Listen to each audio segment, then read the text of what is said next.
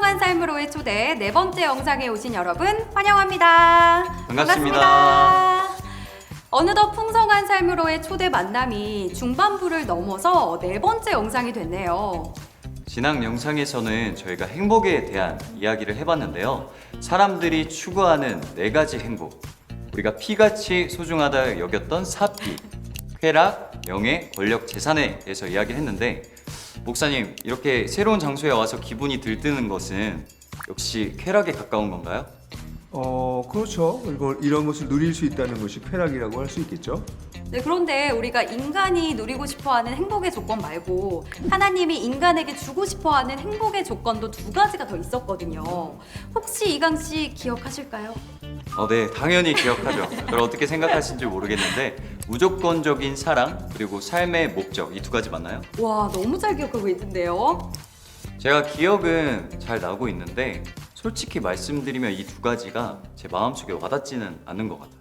목사님께서 전에 소통하시는 하나님에 대해서 저에게 설명을 해주셨는데요. 그렇다면 저희가 앞서 말한 이 질문에 대해서 하나님께서 이런 걸 제대로 소통해 주셔야 되는 게 아닐까요? 왜냐하면 저희가 살아가는 세상 속에서 우리가 눈으로 하나님을 볼 수는 없으니까 이런 사랑이라든지 목적이라든지 이런 것들이 너무 저에게 멀게 느껴지는 것 같아요. 이강 씨 좋은 지적이에요. 사실 하나님이 소통하신다고 하지만 안 들리잖아요. 왜 그럴까요? 왜 사랑과 목적을 우리는 깨닫지 못할까요? 그 얘기를 하려면 우리가 살고 있는 현재의 세상이 정상이 아니라고 하는 것을 먼저 이야기해야 돼요. 다시 말하자면 하나님은 원래 세상을 이렇게 만들지 않으셨다는 거죠. 그럼 목사님 말씀을 들어보니까 하나님께서 계획하신 세상과 우리가 살아가는 오늘날의 세상이 좀 다르다라는 것처럼 다가오는데요. 그럼 하나님이 계획하신 세상은 어떤 세상일지가 무척 궁금합니다. 그래요. 일단 유실론적인 세계관, 하나님께서 세상을 만드셨다라는 것을 믿는 세계관을 가지고 있는 사람들이라면 하나님이 세상을 창조하신 것을 다 알고 있어요. 근데 세상을 창조하신 그 창조물들 가운데 인간이 굉장히 독특하다고 표현하거든요. 그래서 인간에 대한 특별한 이름들을 붙이죠. 혹시 기억나는 거 있어요? 호모 사피엔스? 이런 걸까요? 에렉투스 이런 거. 그렇죠. 고등학교 잘 나왔군요. 호모 사피엔스는 지혜가 있기 때문에, 또 호모 에렉투스는 직립, 걸어다니기 때문에, 이거 외에도 인간이 이 뇌의 용량이 커서 놀이를 하거든요. 그래서 호모 루텐스라는 이름도 있고요. 호모 파베르, 호모 하빌리스 등등의 이름들을 지어줘요. 그래서 인간은 동물하고 좀 다른 것 같다라는 이야기를 하죠. 근데 성경은 하나님이 인격적인 존재로 만들어졌다고 그래요. 인격적인 존재라고 하는 것은 지정의를 가졌다라는 것을 넘어서서 하나님하고 관계를 맺을 수 있다는 것이죠. 하나님의 사랑을 받을 수 있고 하나님을 이해할 수 있고, 그래서 또 하나님에게 사랑도 표현할 수 있고, 이렇게 교감할 수 있는 존재로 만들어졌다고 성경은 얘기를 해요. 그래서 예수님도 기억나세요? 예수님도 인간에게 가장 중요한 계명이 뭐냐고 얘기했을 때 내 마음과 뜻과 정성을 다해서 하나님을 사랑해라, 이렇게 말씀하신 게 있잖아요. 하나님의 사랑을 주고받을 수 있는 존재로 인간을 창조하셨다라는 말씀이 제겐 신선하긴 한데 여전히 마음에 와닿지는 않는 것 같아요. 신이 사랑하시는 그 사랑이 어떤 것일까요? 사실은 성경은 하나님이 그 신이 인간을 지독하게도 사랑한다라는 이야기를 성경 곳곳에서 이야기하고 있어요. 아마 성경 전체에서 가장 아름다운 표현 중에 하나가 구약의 스바냐라고 하는 작은 책이 있는데, 스바냐 3장 17절에 나와 있는 그런 구절이에요. 그 구절 보면 이런 말이 나와요. 너의 하나님 여호와가 너의 가운데 계시니 그는 구원을 베푸실 전능자시라. 그가 너를 잠잠히 사랑하시며 그의 이름을 부르며 기뻐하시는도다. 이런 표현이 있거든요. 근데 요즘 사람들이 정말 그 하나님의 큰 사랑을 얼마나 체감하고 있을까 이런 생각이 들어요. 제 주변만 봐도 그런 걸 느끼는 사람을 거의 못 봤거든요. 대부분 있지도 않은 여자친구의 사랑만을 기다리고 있지 하나님의 사랑을 체감하는 인원은 굉장히 적은 것 같아요. 그런데 하나님의 사랑을 마치 인간의 사랑처럼 표현하는 것 같은데 이거에 대해서 한번 좀 더 얘기해 볼 수가 있을까요? 인간만이 가지고 있는 독특한 이 사랑에 대한 간절함이 있잖아요. 근데 그 사랑이라고 하는 게 사실은 인격적인 존재의 아주 중요한 특징이에요. 그래서 인간이 서로 사랑하는 것, 그것을 보면 그 속에 하나님의 사랑이 저럴 것이다 라고 하는 흔적들이 있거든요. 저 같은 경우에 이 하나님의 사랑을 이게 하나님의 사랑이겠다 이런 생각을 했던 적이 한 번 있는데요. 제가 이젠 벌써 우리 이강 씨만큼 나이가 된 첫 아들을 낳았을 때예요. 3개월, 4개월 지나가니까 아내의 배가 불러오는데 뭐 솔직히 그 배나 내 배나 별 차이가 없더라고요. 근데 아내는 아이가 뭐 발로 찬다, 입덧을 한다 이렇게 막 느껴요, 아이를. 근데 한 번도 저는 아이를 느껴본 적이 없어요. 그러다가 아이가 태어났어요. 그래서 의사가 아이의 탯줄을 자르고 이렇게 올려 보여줬어요. 그리고 저는 그 아이를 씻겨서는 옆에 쌓아서 이렇게 놨거든요. 근데 그 아이를 보고 제가 어떻게 해야 될지 모르겠더라고요. 그래서 의사한테 Can I touch him?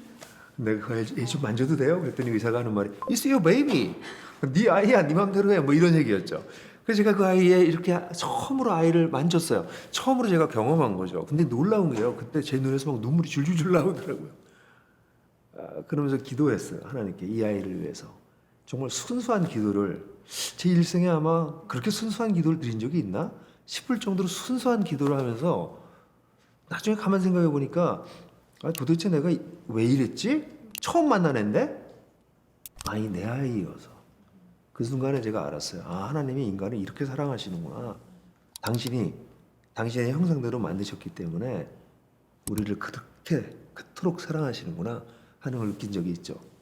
새로운 생명 앞에서 느낄 수 있는 그런 순수함이 아닐까라는 생각도 드는 것 같습니다.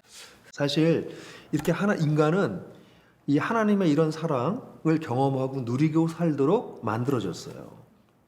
그게 하나님의 원래 계획입니다. 그래서 하나님의 그 사랑을 이렇게 숨 쉬듯이 누리고 살아갈 때 인간은 아주 아름답게 성장할 수 있어요. 여러분들 화분을 키워봤어요?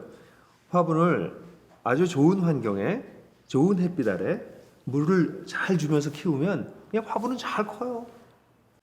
하지만 제 주변에 있는 청년들을 보면 사실 자기 자신을 사랑하는 것조차 버거워하는 청년들이 되게 많이 있거든요. 심지어 여기 와 있는 저조차 자존감이 바닥이에요.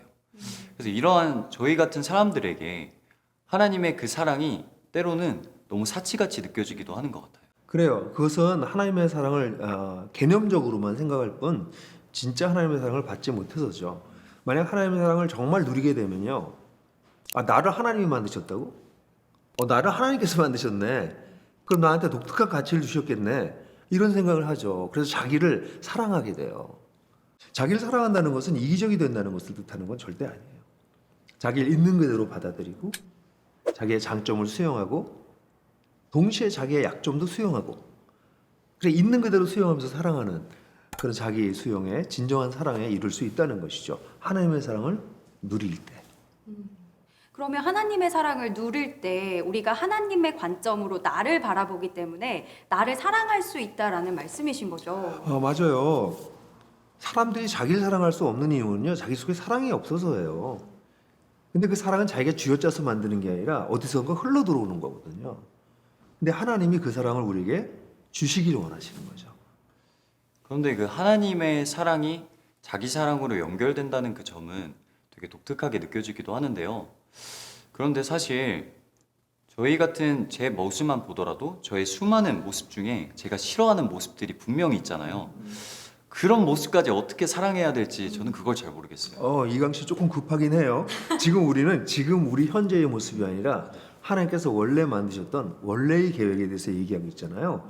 그러니까 지금 그렇지 왜 그런가에 대해서 나중에 설명하도록 하고 하나님의 원래 계획은 인간을 너무 사랑하셔서 그 사랑을 누려서 내가 좀 괜찮은 거예요. 내가 너무 좋은 거예요. 그럼 어떤 일이 벌어지냐면 사람이 여유로워져요.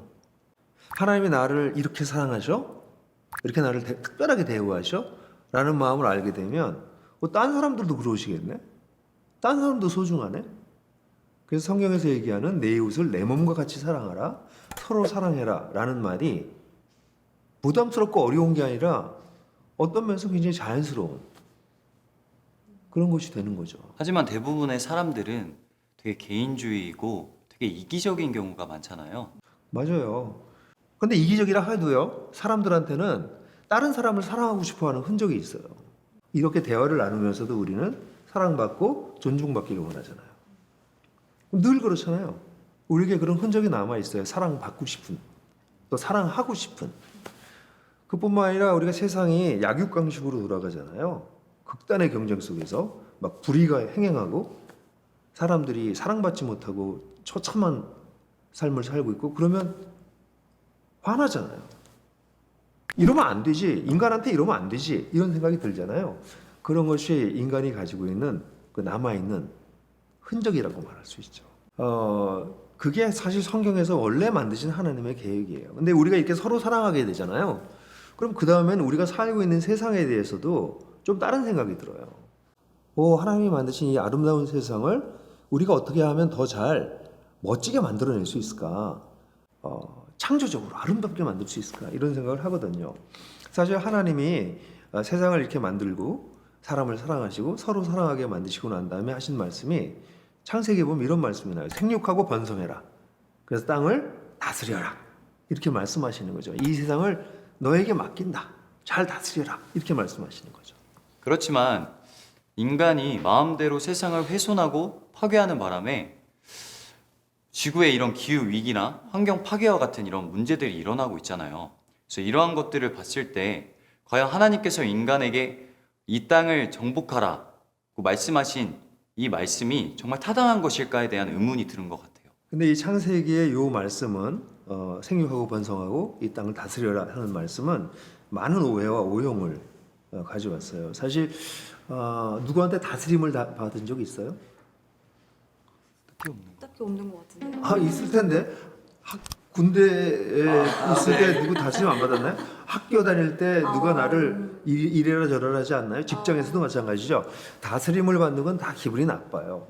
세상 사람들은. 그래서 이 다스린다라고 하는 표현은 어떤 주체가 어떤 대상을 착취하거나 마음대로 컨트롤하는 것처럼 여겨지는데 하나님이 세상을 다스린다고 그러셨을 때 그것은 세상에 만들어진 가장 아름다운 모습으로 최고의 가치가 있을 수 있도록 만들어내는 것을 뜻해요. 그래서 하나님은 우리 인간에게 세상을 내 대신 네가 세상을 좀 다스려다오. 나와 너무 닮은 존재, 인간 너를 통해서 세상이 잘 움직여졌으면 좋겠다. 이렇게 말씀하시는 거죠. 그래서 하나님은 우리가 하나님을 닮은 그 창조성을 가지고 이 세상을 잘 최고의 것으로, 최선의 것으로 만들기를 원하세요. 그래서 이 다스린다는 단어를 현대적인 언어로 만약에 바꾼다면 저는 경영이란 단어가 어떨까? 그런 생각도 들어요.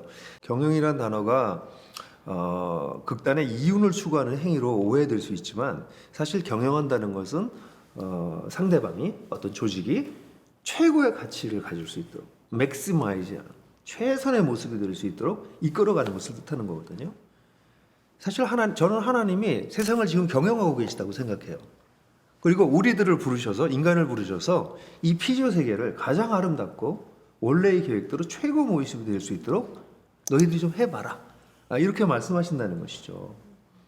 이렇게 하나님의 창조 계획을 정리해서 들어보니까 그동안에 알고 있었던 내용이 훨씬 풍성해지면서 저는 개인적으로 참 좋네요.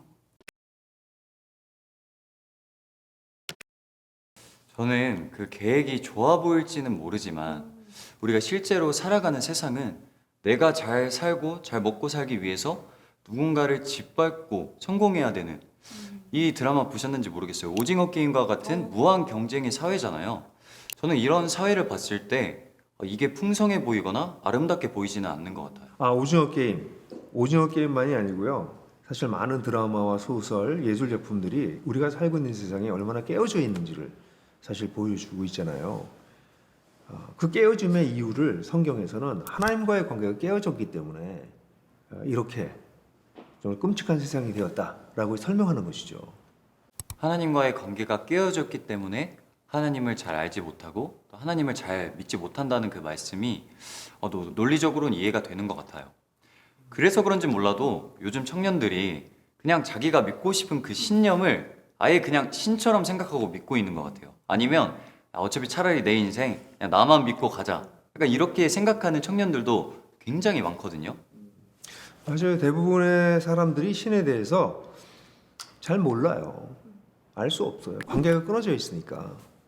또 만약 신이 있다 할지라도 자기 자신이 신이 이런 신이겠지 하고 자신이 만들어낸 신념 또는 절대적인 진리 이런 걸 가지고 살죠.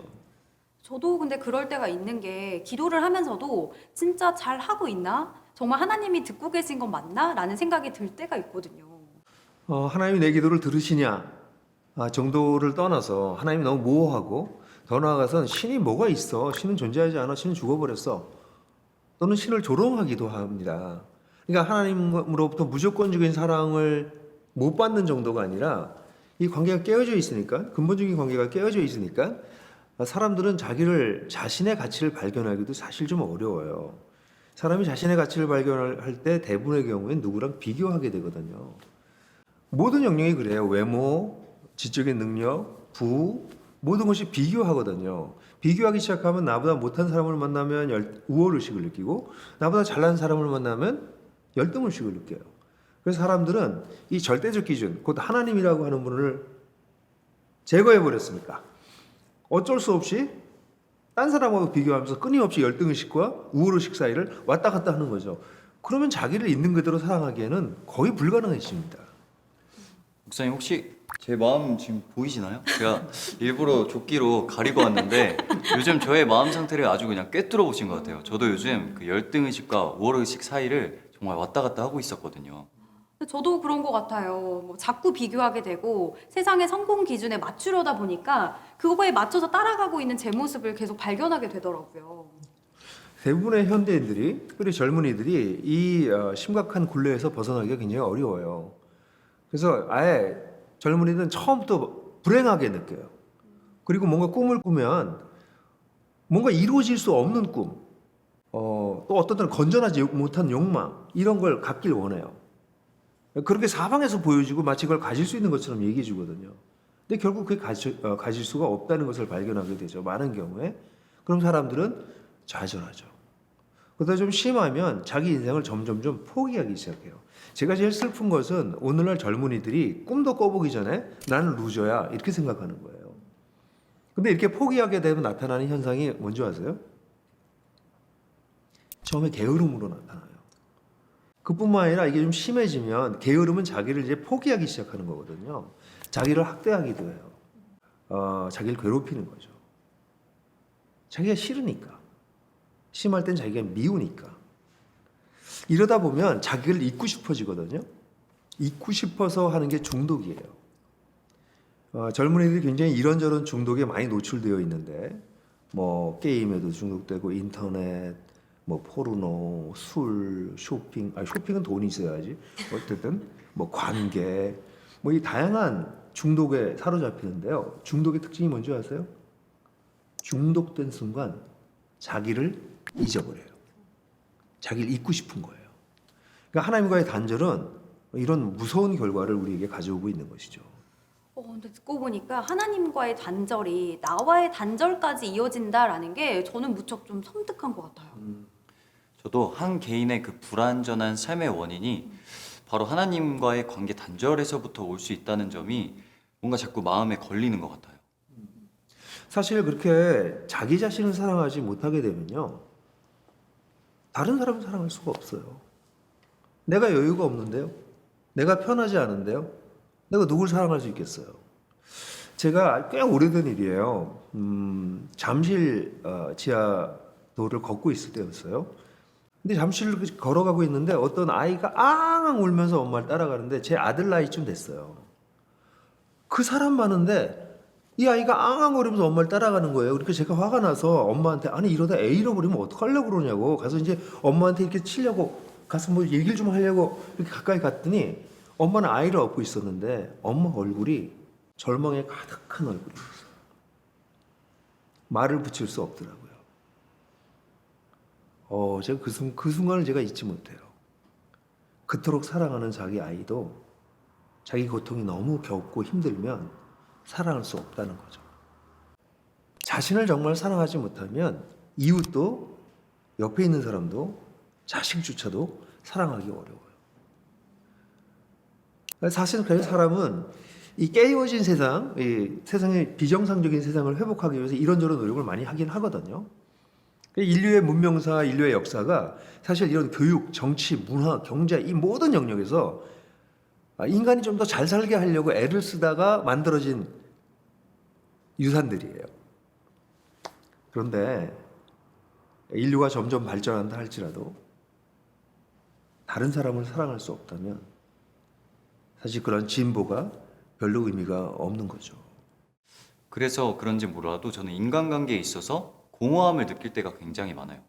근데 이건 저뿐만이 아니라 다른 모든 청년들도 인간관계 속에서 회의감을 많이 느끼고 있다는 거예요. 이러한 이유가 바로 그 관계의 단절, 그 깨어짐으로부터 왔다는 그 사실이 아까도 제가 말씀드렸지만 자꾸 뭔가 마음에 걸리는 것 같아요. 뭐 우리 젊은이들이 살았어야 얼마나 살았을까 이렇게 생각할지 모르죠. 근데 이 짧은 인생을 사는 동안도 사람들이 상처를 받아요. 사랑받을 줄 알았는데 당연히 나를 사랑해 줘야 될 사람이었는데 근데 그런 사람이 나를 사랑해 주지 않는 거죠. 그러면 뭐 특별히 부모로부터 정당한 사랑을 받아야 되지만 사실 부모로부터 정당한 사랑을 받지 못하고 자라는 사람이 적지 않아요. 데이트를 하면 애인으로부터 정말 섬세하고 인격적인 사랑을 받아야 될 것 같은데 요즘 뭐 데이트 폭력 이런 얘기 많이 나오잖아요.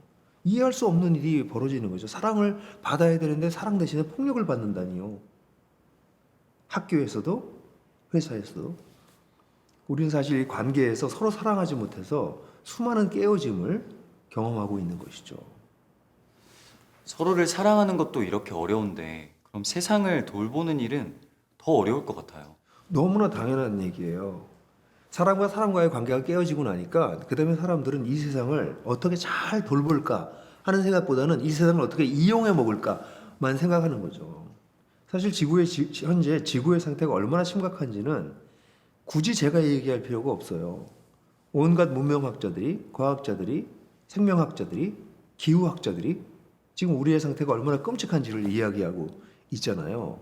뭐 이산화탄소의 문제, 기후의 문제, 뭐 온갖 문제들, 다양한 생명 종의 멸종 상태, 바다 해양물의 감소, 뭐 사실 뭐 바이러스들의 창궐 할 말이 한두 가지가 아니에요.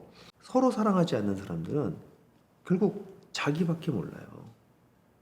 자기 세대, 자기 나라, 자기가 속한 집단. 그러니까 세상은 지금 우리가 보고 있는 것처럼 정말 깨어진 세상이 되어버린 거죠. 목사님 말씀을 듣다 보니까 세상이 정말 총체적 난국이다라고 표현하는 게 딱 맞지 않나라는 생각이 들어요. 그리고 이렇게 깨어진 세상이 하나님이 원래 계획하셨던 세상과는 좀 다른 것이 아닐까라는 생각도 좀 드는 것 같아요. 그래요. 오늘 우리가 이야기한 얘기는 하나님이 원래 이 네 가지 관계에서 하나님이 계시잖아요. 네? 하나님이 계세요. 이 하나님이 계셔서 이 하나님과 우리 인간이 좋은 관계를 맺고 사랑하는 관계를 맺고 그래서 그 인간이 자기 자신도 사랑하고 그러니까 그 사랑하는 힘으로 또 이웃 사람들도 사랑하고 또 그래서 그 사람이 세상도 사랑하고 이게 굉장히 조화롭게 되게 하나님께서 원래 창조하셨거든요. 근데 우리가 보고 있는 세상은 우리 존재가 하나님과 관계가 깨졌고요. 하나님 모르고요. 오해하고요. 자기 자신과의 관계 깨져서 자기 자신도 용납하고 사랑하기 힘들고요.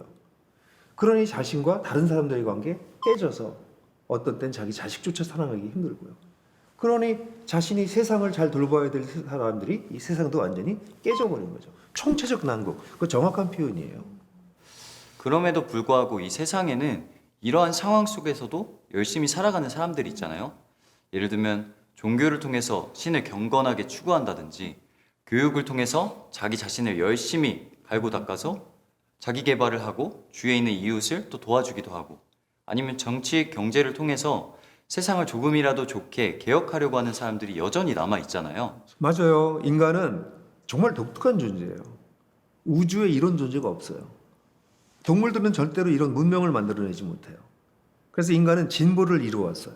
다양한 영역에서 조금 더 잘 살기 위해서 진보를 이루어왔고 진보는 분명히 존재해요. 근데 진보와 함께 늘 진보의 그림자가 드리워진다는 거죠. 또 다른 문제들이 또 심각한 문제들이 끊임없이 다시 나오고 있는 것이죠. 그런데 재밌는 것은 그래 세상이 어쩔 수 없지 뭐 세상이 다 이런 거야 하면서 받아들이는 마음도 있으면서도 또 한편으로는 근데 이건 아닌데 하는 간절한 갈망이 우리한테 있다는 거죠. 그 간절한 갈망은 원래 하나님께서 인간을 그렇게 만드셨기 때문에 갖게 된 우리 속에 남겨져 있는 흔적이라고 말할 수 있어요. 저는 이렇게 간절히 얻기를 원하는데 왜 얻지 못하는 걸까요? 아니, 사실 얻고 싶다고 해서 진짜 받을 수는 있는 걸까요? 그런 게 어려우니까 저는 이 세상을 살아가는 데 있어서 다른 사람들처럼 그냥 그렇게라도 살려고 노력하고 있는 거거든요. 어떻게 이 하나님과의 관계가 회복될 수 있을까? 우리 속에 정말 있는 그 갈망이 채워질 수 있는 그 방법은 무엇일까? 그게 사실 우리에게 이제 핵심인 것 같은데요. 그 얘기를 하려면 좀 얘기가 길어지는데, 예, 두 분 얘기 보니까 이 시간에 좀 잠깐 스톱하고 좀 생각을 좀 더 하고 난 다음에 그리고 난 다음에 다음 이야기로 넘어가는 게 필요할 것 같다는 생각이 드네요. 저는 그 다음 얘기가 진짜 빨리 듣고 싶습니다. 네, 이강 씨의 이런 간절한 마음을 잘 간직했다가 저희가 다음번 영상에 열도록 하겠습니다. 이렇게 풍성한 삶으로의 초대에 4번째 영상을 마치도록 하겠습니다. 영상 끝에 나오는 질문을 함께하는 분들과 나눠주시면 좋을 것 같습니다. 저희는 다음번 영상에 뵙겠습니다.